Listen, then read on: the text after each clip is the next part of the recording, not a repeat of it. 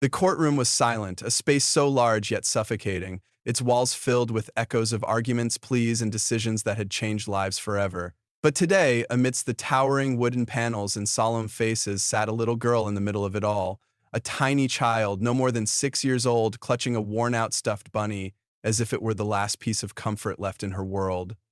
Her feet dangled from the oversized chair, not quite reaching the floor. Her dark brown eyes flickered between the unfamiliar faces before her, judges, lawyers, strangers in black suits, and the woman who had given birth to her seated just a few feet away. On the other side sat her grandmother, her posture stiff, her hands neatly folded on her lap, her expression unreadable. This was not an ordinary case. It was not about crime. It was about love. Who deserved it? Who could give it? And most importantly, who would get to keep it? The judge, an older man with tired eyes and a voice laced with authority, leaned forward slightly. His gaze softened as he looked at the child. "Do you understand why you are here today?" The little girl swallowed, the lump in her throat threatening to suffocate her. She wasn't supposed to be scared. She had promised herself she would be brave, but the weight of the moment pressed down on her tiny shoulders. She glanced at her mother, who had spent nights singing lullabies, who had held her close when the world felt too big, who had wiped away her tears and told her everything would be okay. Her mother, who was now sitting there, eyes red, hands trembling, watching her with silent desperation.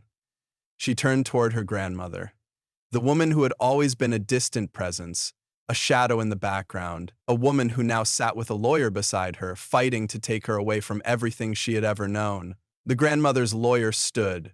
He adjusted his tie, his voice smooth, practiced. "Your Honor, my client is only seeking the best for the child, a stable future, life free from financial hardship. While we acknowledge the mother's love, love alone does not put food on the table. It does not ensure a bright education, a strong foundation. My client has the means to provide the life this child deserves." The words hung in the air, cold and logical. A future planned with numbers and security, but missing the one thing the little girl needed most: love. The judge turned to the child. His voice was gentle now. "Sweetheart, would you like to say something?" The room fell silent. Every breath, every heartbeat seemed to pause in anticipation. The little girl's fingers tightened around her stuffed bunny. She took a deep breath, just like her mother had taught her, and then she spoke. "I don't want a big house if it feels empty." The courtroom stirred. Murmurs, shifting seats, the sound of a lawyer clearing his throat. "I don't want fancy toys if no one plays with me. I don't want new clothes if there's no one to tuck me in at night. I just want my mama." Her voice was small, yet it carried through the room like a thunderstorm. The judge leaned back slightly, absorbing her words.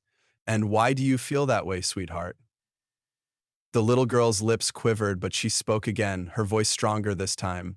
"Because when I wake up in the middle of the night, scared from a bad dream, it's my mama who holds me. When I fall, she kisses my knees better. When I cry, she wipes my tears and tells me everything will be okay. Even when we had nothing, we had love. And that's enough for me." The silence that followed was deafening.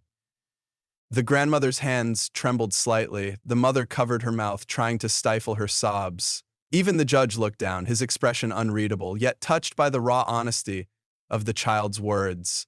The grandmother's lawyer hesitated.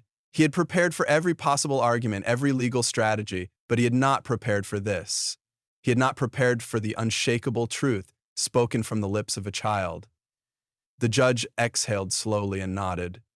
"I believe we have heard everything we need to." The gavel came down, the decision was made. The mother gasped, fresh tears spilling from her eyes. The little girl blinked, her small mind trying to process the weight of what had just happened. Then her mother knelt, arms wide open, and the little girl ran straight into them. She buried her face in the warmth she had feared losing forever, the only home she had ever known. The grandmother sat motionless, watching the mother and daughter embrace. Her heart, so long guarded, felt something unfamiliar. Guilt? Understanding? Regret? Maybe all of them. She stood, hesitated for just a moment, and then took a small step forward. "I only wanted the best for you," she said quietly. The mother looked up, still holding her daughter, her eyes filled with something beyond sadness. Gratitude. She already has the best. She has love. A long silence stretched between them. Then the grandmother's lips curved into the faintest smile. Maybe, just maybe, she understood now. As mother and daughter left the courtroom hand in hand, the little girl looked up and whispered, We're going home, Mama. The mother smiled through her tears, pressing a kiss to the top of her daughter's head. Yes, sweetheart, we are.